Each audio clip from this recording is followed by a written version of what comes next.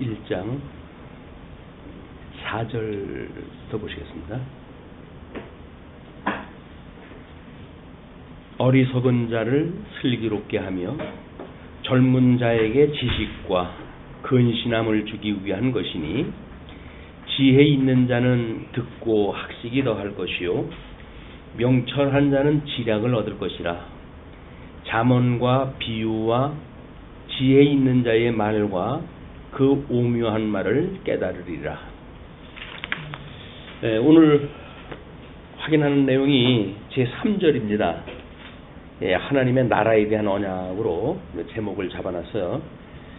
지난 시간에 하나님의 의에 대한 언약으로 3절을 저희들이 풀었는데, 오늘 그 하나님 나라에 대한 언약에 대해서는 우리 교재를 보시면 교재 4쪽에 오른쪽에서 두 번째 그 도표를 보시면 잠언의 하나님의 나라에 대한 언약을 주신 결과적 목적은 지식과 모략을 이루게 하시려는 데 있다. 즉 여호와께서 언약 백성을 작정하심에 따라 언약의 말씀으로 어리석은 자를 슬기롭게 하며 젊은 자에게 지식과 근신함을 주며 또 지혜로운 통치를 하게 하시고 지혜 있는 자로 학식이 더하며 모략을 얻어서 현명한 통치를 하게 하려는 데 있다. 이렇게 이제 대의를 정의했다 했어요.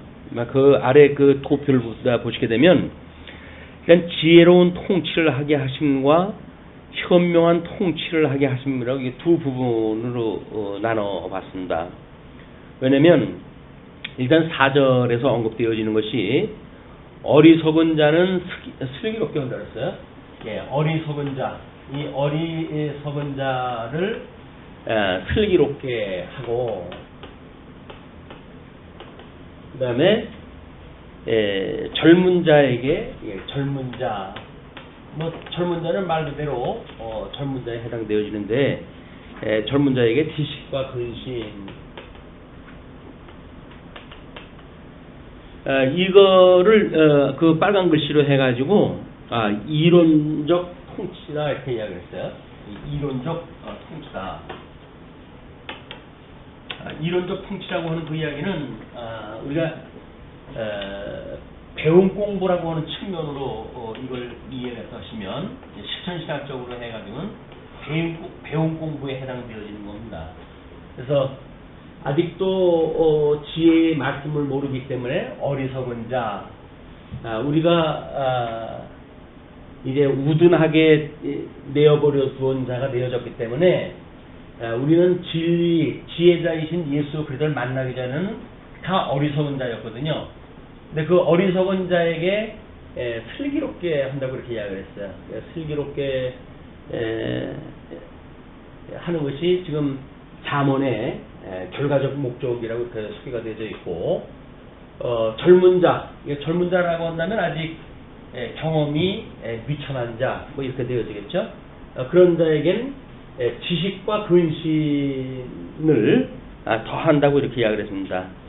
일단 지식과 근신에 대한 건 우리가 우리 인격적인 부분을 5부분으로 나눠놨을 때, 우리 이 지성과 감성에 대한 이거를 우리가 지식과 그다음에 이 감성에 대한 거를 근신으로 이렇게 인격적 구도를 구분하다 했었어요.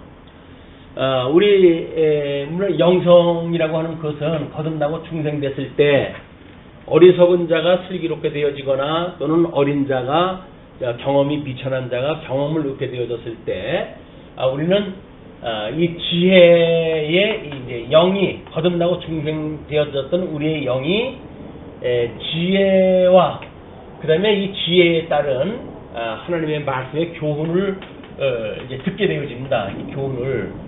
근데 우리가 거듭나고 중생되지 않았으면 지혜와 교훈, 이 지혜의 교훈을 우리는 들을 수가 없어요. 지혜의 교훈을 들을 수 있다는 이야기는 거듭나고 중생되어졌기 때문에 성령의 감동을 받아가지고 이제 어두움에서 빛으로 우리가 이 영과 지성의 우리 인격의 빛이 비춰졌기 때문에 지혜의 교훈을 우리가 듣게 되어진다.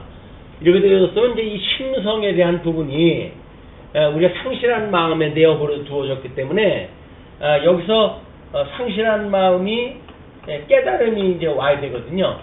이 깨달음에 의해서 나오는 것이 이 깨달음 중에 우리가 이제 생각을 우리 이 뿔각자를 쓴다 그러지 않았어요? 이 뿔각자를 쓰는데 이 뿔각자는 지각과 이 지각 그 다음에 감각 이 각이 깨달을 각자를 쓴단 말이에요.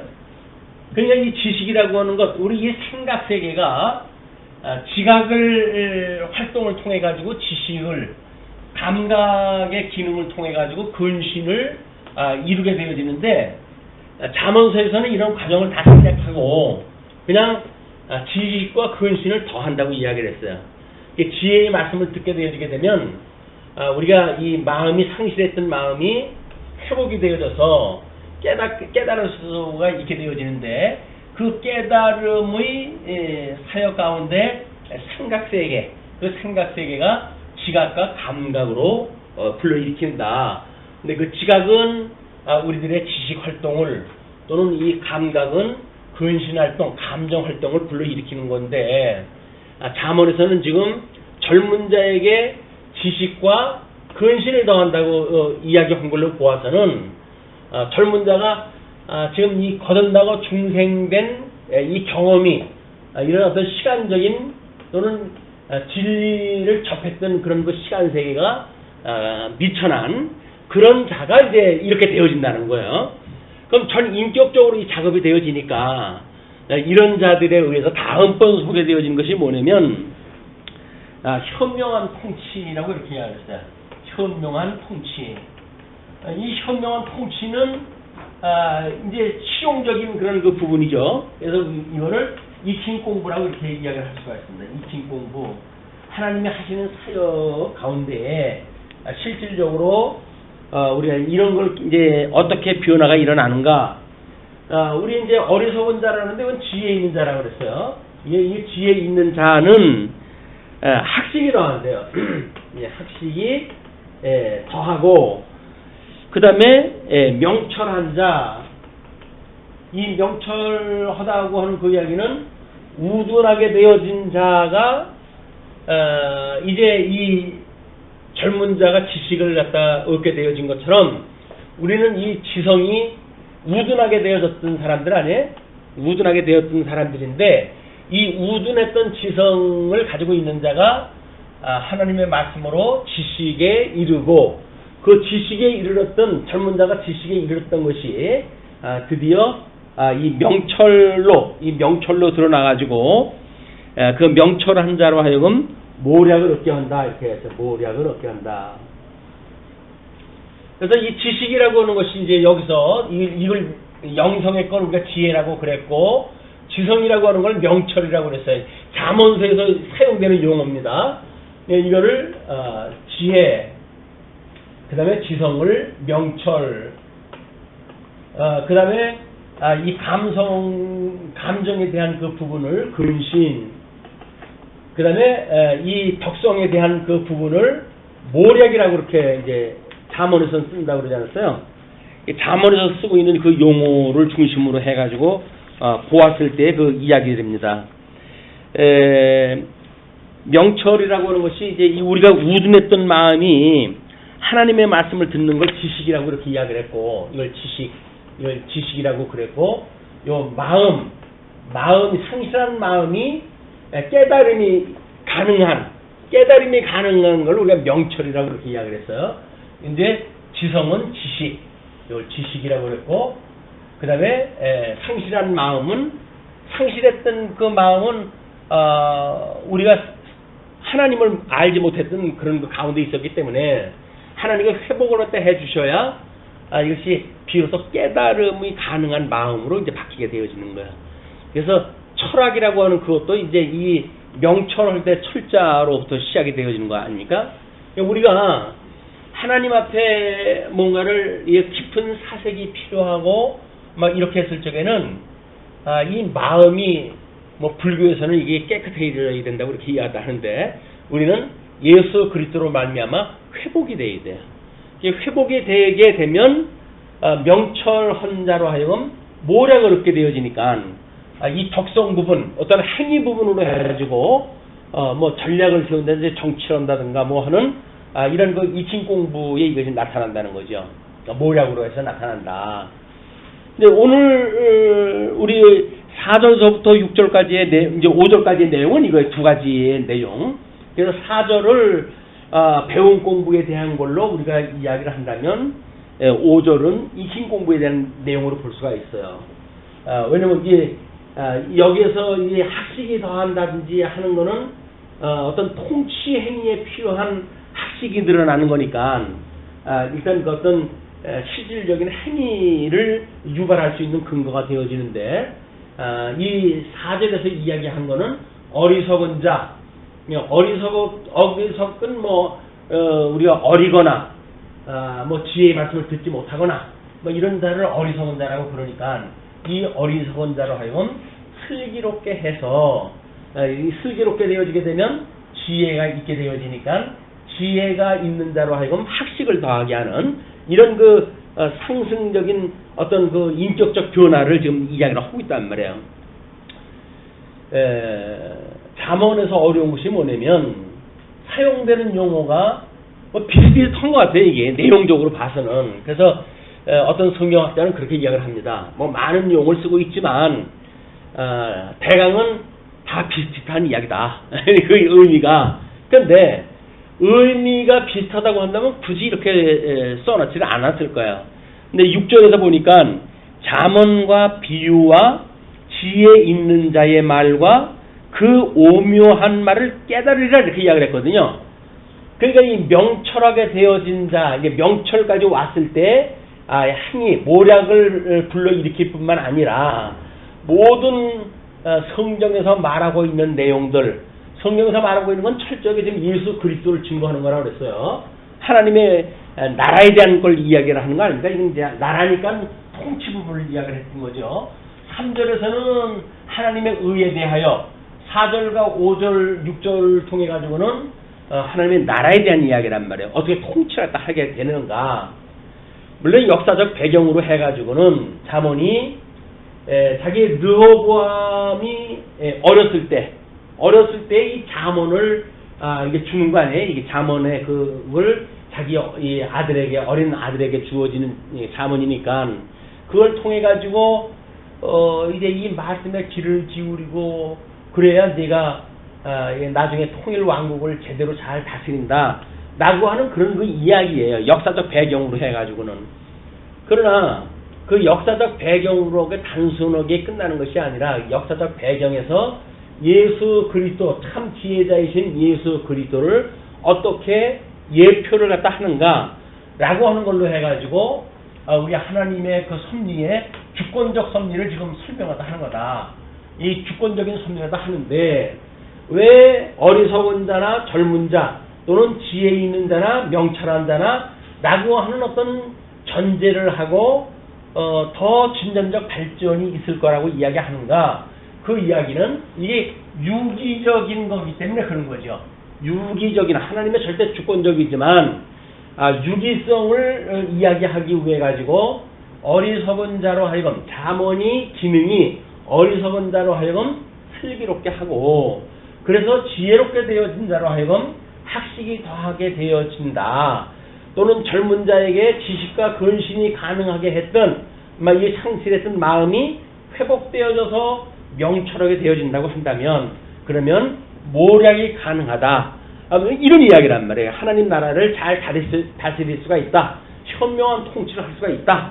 라고 하는 걸 지금 이야기하는 건데 뭐 비슷한 이야기를 갖다 굳이 하는 걸로는 아니에요. 이게. 그래서 우리들의 인격적인 이야기 하나님의 형상을 따라 지음을 받았던 하나님의 사람들의 이런 그 오성을 통한 인격적 작업이 어떻게 우리가 유기적으로 확인해 가는가가 아마 실천신학적인 입장에서 매우 중요합니다. 이런 게 배제가 되어지게 되면 그냥 지혜자 예수 그리스도 단순하게 그 도식이 돼버리고 말아요. 이 잠언서에서 이야기하고 있는 모든 지혜에 가까운 모든 그 단어들은 예수 그리스도를 예표하는 그런 그 단어다. 뭐 이렇게 되어지니까 그러면 모든 게 단순화되어지니까 뭐 이해하는 데는 쉬워요.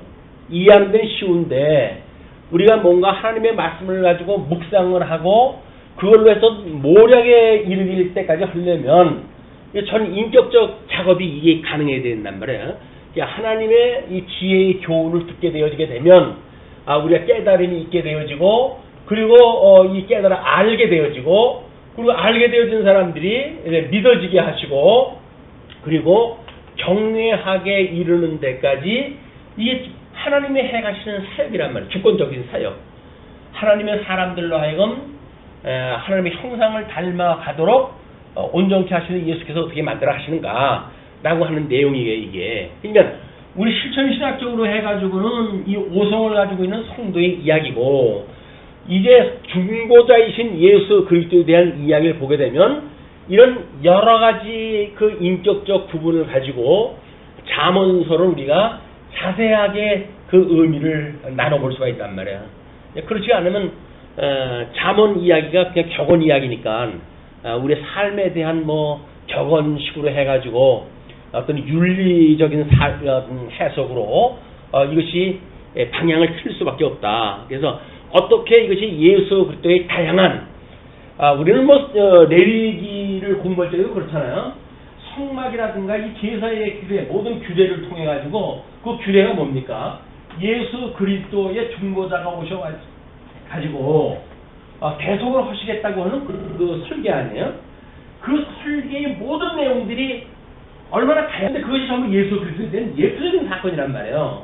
그러니까 이렇게 우리가 규례를 통해 가지고 뭐 성전도 마찬가지고 성전 제사장서부터 제사 드리는 방법서부터 모든 생활 규례에 이르기까지 예수 그리스도에 대한 걸 예표적으로 설명을 딱 하는데 잠언서라고 해가지고 이런 어떤 세부적인 것이 없을 수가 없잖아요. 우리 이제 이 시내산에서 보여준 시향은 이게 하늘에 있는 하나님의 성소에 대한 그림자로 우리한테 주셨다고 그랬단 말이에요. 그렇다고 한다면 하늘에 있는 성소 하나님 보호자 우편에 계신 우리 주 예수 그리스도의 이런 구체적인 사역은 어떠하고 그리고 하나님께서는 어떻게 예수 그리스도를 통해 가지고 이 언약을 이루어 하시는가라고 하는 걸 구체적으로 알 수 있는 방법은 잠언서에서 말하고 있는 단어의 개념을 우리가 정확히 파악하는 데서 시작되어야 된다. 그 파악이 안 되면 그냥 두리뭉술 넘어갈 수밖에 없잖아요.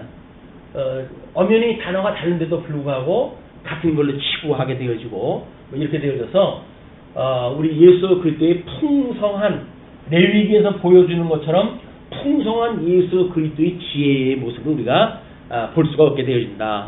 이렇게 구분을 해서 놓고 보게 되면 잠언서에서 말하고 있는 예수 그리스도의 다양한 또는 뭐 아주 그 구체적인 뭐 이런 내용들을 공부해 갈 수 있지 않을까 생각이 듭니다. 그래서 6절에 그렇게 이야기를 하는 거예요. 잠언과 비유와 지혜 있는 자의 말과 그 오묘한 말을 깨달으리라.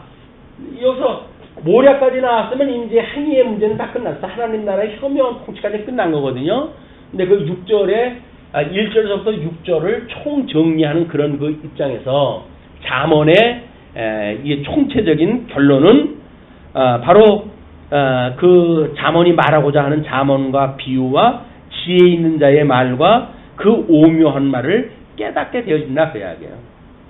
그러면 우리 이제 주님이 이 땅에 오셔가지고 구약성경대로 오시는 모든 이제 그 증거에 대한 이야기, 내가 이렇게 구약성경에서 언약되어졌던 메시아야라고 했던 내용들을 그냥 뭐 공간복음이라고 해서 묶어가지고 역사적으로 설명을 해버리고 만다든지 이렇게는 갈 수가 없잖아요. 이 구약성경서부터 이미 우리 규례를 통해 가지고 다양한 방법으로 예수 그리스도를 우리가 확인했다 했고, 뭐 잠언을 통해 가지고 다양한 방법의 예수 그리스도를 우리가 공부를 했고, 물론 시간적으로는 뭐 창건, 분국, 유수, 회복이라고 하는 통시적인 개념의 차례라도 우리가 여기서 확인했다 했고, 이제 공시적으로 해가지고는 어떻게 이 예수를 그리스도로 증거하는가에 대한 이런 내용을 구조적으로 확인해 갈 수 있는 터전이 마련되어졌다고 보여집니다. 그래서 지금 그 하나님 나라의 통치라고 한다면 주님의 몸된 교회란 말이에요. 이게 예수 그리스도가 머리가 되신 주님의 몸된 교회인데, 이 교회가 말씀을 제대로 깨닫지 못한 가운데 말씀이 선포되어지는 교회를 과연 교회라고 부를 수가 있겠는가? 라는 본질적 질문이 이제 우리가 만나게 되어져요. 교회론에 보게 되면 교회의 표지를 이야기한다. 이 교회의 표지, 표식이라고 하는 그런 그 이야기예요. 이 유형적인 교회를 봤을 때 그 표지가 뭔가 그 이야기거든요.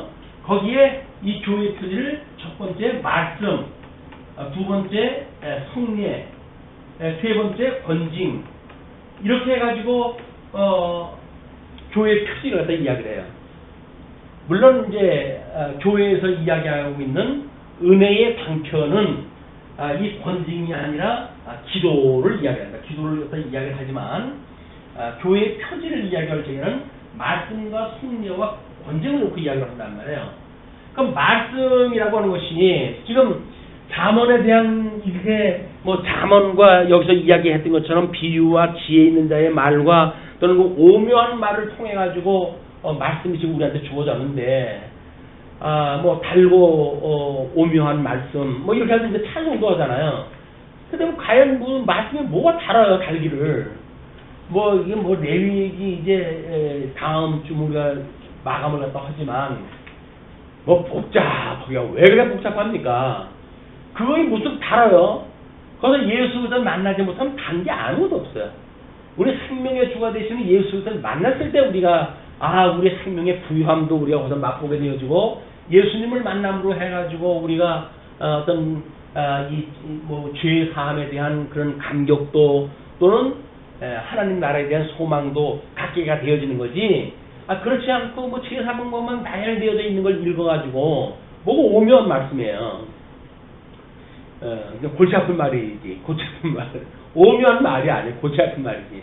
근데 우리는 그걸 통해 가지고 구조적으로 뭐 내용적으로 분석적으로 그리고 이제 예수 그리스도를 우리가 확인하다 보니까 정말 오묘하잖아요. 정말 그럴까? 너무 자기적인 거 아니야? 이렇게 의심이 들 정도로 오묘하게 그걸 우리가 이제 확인하다 했단 말이야. 그래서 오묘한 말을 깨달을 수 있다고 하는 그 이야기는 우리 이 레위기 출애굽기서부터 레위기에 대한 그 내용뿐만 아니라 잠언서도 마찬가지로 이것이 그렇다. 물론 시가사라고 하는 것이 전부 심리학적 표현이기 때문에 사실 어렵습니다. 이제 우리 아가서 같은 경우는 말도 못해요. 그 뭐 번역 이 해석을 갖다 하는 것이 얼마나 분분한지 말도 못합니다. 그리고 뭐 그거를 어떤 그 정신없는 목사는 뭐 뭐 지심서라고 해가지고 그래가지고 그걸 19금으로 해가지고 포장을 해서 발행을 했다가 아주 대음소리를 맞고 이러기도 했는데, 성경이 헐 얘기가 없어가지고 인간 성 얘기를 갖다 하면서요. 예수 그리스도를 얘기한다고 주님께서는 그렇게 이야기했건만 인간들은 관심 있는 게 땅에 있는 자기네들 생각에 머물러 버리기 때문에 오묘한 말씀이라든지 뭐 이 잠언의 이야기라든지 뭐 지혜 있는 자의 말이라든지 이런 관심이 없어요. 그냥 지 관심 있는 거 가지고 성경을 끌어다가 쓰니까 뭐 이 교회 정치적으로 보게 되면 또 뭐예요? 마찬가지 아니에요? 정치를 우리고 그렇게 허라고 해가지고 말씀을 주신 겁니까? 하나님이 기뻐하시는 하나님의 뜻이 주님의 몸된 교회를 통해서 어떻게 드러나는가를 지금 계시한 거지, 우리로 하여금 그 성경 구절을 끌어다가 우리를 정당화하고 이렇게 하라고 주신 건 아니잖아요. 근데 모든 실천신학이 다 거기에 있단 말이야. 성경 근거를 끌어다가 자기 실천의 당위를 주장했다 하는 이런 걸로 설명이 되어지니까 이거는 잠언에서 말하는 것처럼 이런 오묘한 말을 알 수가 없는 거예요. 여기서 지금 우리가 지난 시간에도 강조를 했다 했는데, 지금 잠언서에서 말하고 있는 이런 그 교훈의 말씀은 철저하게 예수 그리스도 증거하는 것으로서 어떤 목적을 갖다 둬야지.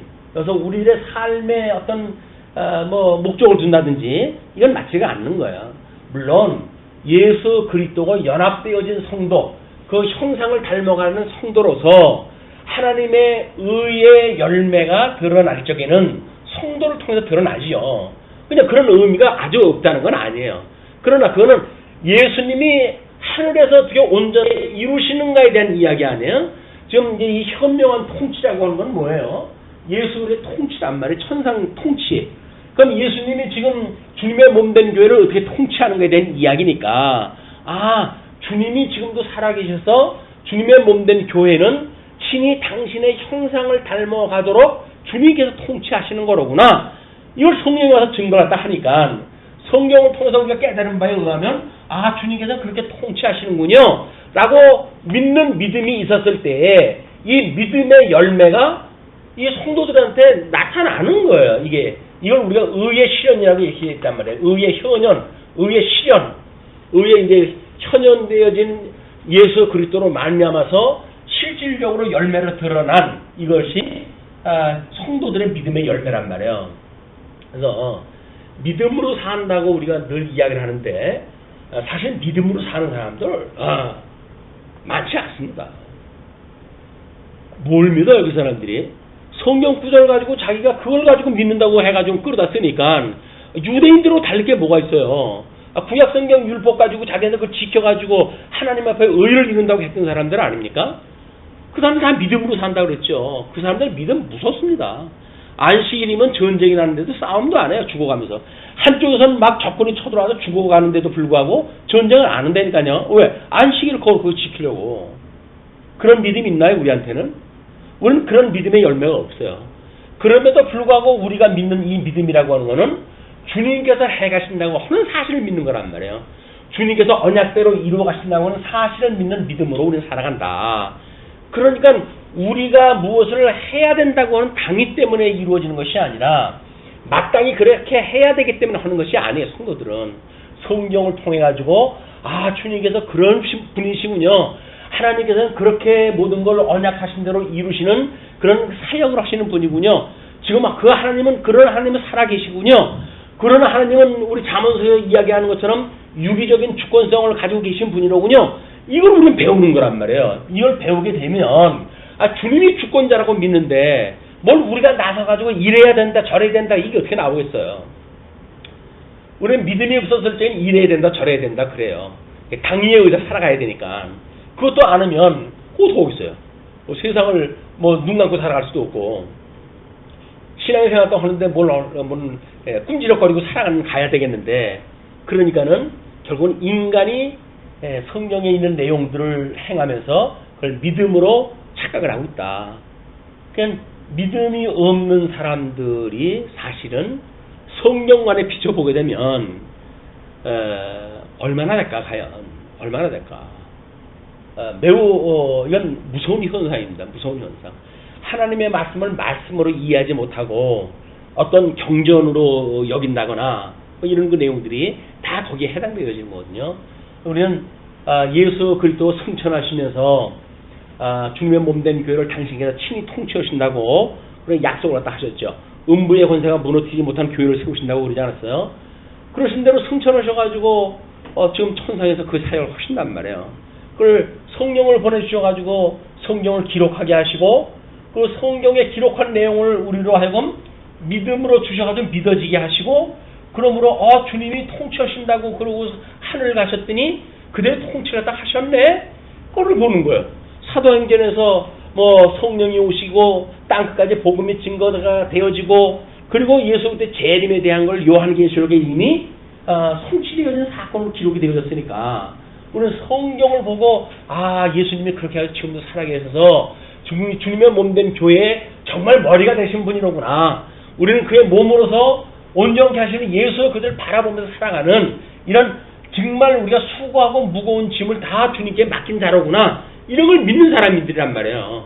우리 얼마나 자유스러운 사람들이에요. 그러니까 믿음의 분량에 지나도록 해가지고 믿음 없는데 억지로 하는 것도 아니고 그냥 주어지는 믿음만큼 사니까. 근데 그렇다고 해가지고 믿음이 많은 사람이 넌 왜 믿음이 적냐고 누가 타박을 하는 사람이 있습니까? 뭐 합니까? 믿음이라고 타박할 수가 없잖아요. 아니 내가 받은 은혜가 은혜로 받았는데 상대방 은혜는 은혜로 받지 않고 자기가 만들어 가지고 이걸 가지고 있나요? 그 은혜를 받았는데 조금밖에 못 받았으면 조금밖에 못 받은 거지. 그걸 믿음이 크다고 해가지고 우리 강조할 수는 없단 말이에요. 이게 왜? 나의 모든 믿음은 주님께서 거저 주신 거니까. 거저 주셨다고 하는 이 행복이 우리의 신앙생활을 너무나 행복하게 만들어 간다 이게. 이걸 놓치게 되면 우리는 예수 그리스도를 만날 수도 없고 예수 그리스도의 그 통치를 맛볼 수도 없어요. 주님께서 통치하시는지를. 내가 하느라고 괜히 빈술에 배낭 짊어지고 타는 거나 똑같죠. 그것이 아니다. 우리는 우리가 짊어지고 있는 모든 그 짐을 우리 주님한테 맡겼고 주님께서는 주님의 몸된 교회를 친히 통치해 하신다고 하는 걸 우리로 하여금 보여주시고 계시로 보여주시고 그리고 깨달아 알게 하시고 믿어지게 해서 그냥 오직 하나님만 높이는 거예요. 그냥 나라와 권세와 영광이 이게 전부 아버지의 것이군요 라고 그것만 고백을 하면 되는 거예요. 자꾸 내가 뭘 가졌다고 이 생각을 하니까 골치가 아픈 거예요. 내가 이런 믿음을 가졌는데 이걸 해야 되는데 이런 걸로 빠져가지고 시험이 들고도 그런데 그렇지는 않습니다. 하나님께서 우리는 모든 것을 다 이루어 가신다고 믿고 믿어지기 때문에 모든 영광을 하나님께 돌리는 거예요. 돌린다고 해서 하나님의 영광이 더 커지는 건 아니죠. 다만 우리가 믿어지는 것이 그렇게 되어지니까 믿음의 고백을 하게 되어진다. 그래서 이 하나님을 영화롭게 하고 그분만으로 즐거워하는 것이야말로 인생의 본분인데 우리는 이미 500년 전 종교개혁자들이 이야기했던 그 인간의 본분을 성경을 통해서 지금 확인할 수가 있고 또 이걸 누리고 살아갈 수가 있고 그리고 나름대로 이 어떤 믿음의 행위 이것이 여기서는 모략으로 지금 나왔단 말이에요. 잠언서에서는 이걸 믿음의 행위로 나올 수가 있다고 한다면 우리야말로 하나님의 뜻을 따라서 모략을 행하는 주님의 몸된 교회의 청직한 청지기가 아닐까 이런 생각을 해봅니다. 이런 우리들의 자긍심이 필요한 거 아니겠어요? 이게 자긍심이 필요한 거예요. 그게 아니면 뜻풀이하거나 또는 같은 거라고 해가지고 의미 중심이라고 해가지고 다 주님 몫을 묶어가지고 예수 또 예표적인 거라고 해가지고 그냥 일괄 처리라도 하거나 이렇게 되어 있는데 그렇게 되면 잠언의 그 아주 이 지혜의 서라고 이야기를 하는데 잠언의 수많은 그 지혜를 우리가 놓치고 만다. 그래서 이런 걸 기반으로 해가지고 공부를 또 했을 때 비로소 잠언의 이 진가를 맛볼 수 있지 않을까 생각을 해보게 됩니다.